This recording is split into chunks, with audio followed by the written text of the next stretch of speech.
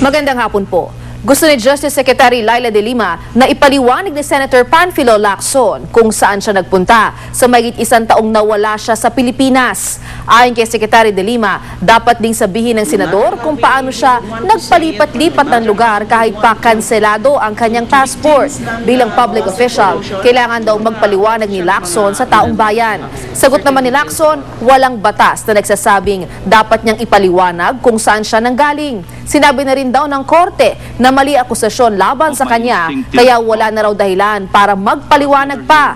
Pakiramdam ni Lacson, pinepersonal siya ni De Lima. Wala naman daw silang samaan ng loob kahit pa naging abogado si De Lima ng ilang nakalabang kandidato sa eleksyon ni Lacson.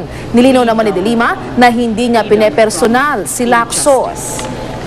Sa ibang balita, nagprotesta ang ilang militanteng estudyante kontra sa patuloy na pagtaas ng presyo ng krudo. Patikim pa lang daw nila ito sa malawakang kilos protesta na nakatakda sa Huwebes. Tinuligsa rin nila ang napipintong oil price hike sa loob ng linggong ito. Sinabi na ng Department of Energy na asahan ang pagtataas ng presyo ng krudo dahil tumataas din ang presyo nito sa world market. May $3 kada bariles ay itinaas ng gasolina, habang $2 kada bariles naman sa diesel. Pero wala pang impormasyon kung magkano katumbas nitong dagdag presyo sa lokal na merkado. Mula sa tahanan ng katotohanan, ako po si Lala Roque.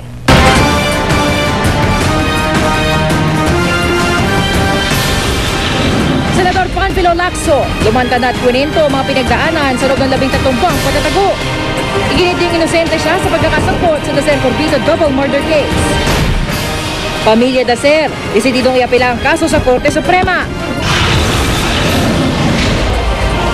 Philippine Ascals nagdiwang matapos makapasok sa finals ng AFC Challenge Cup.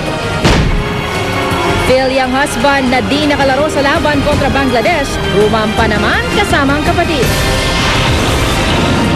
Tutukan sa 24 oras dahil hindi natutulog ang balita. Mamaya pagkatapos sa Magic Palayok at bagong Captain Barber.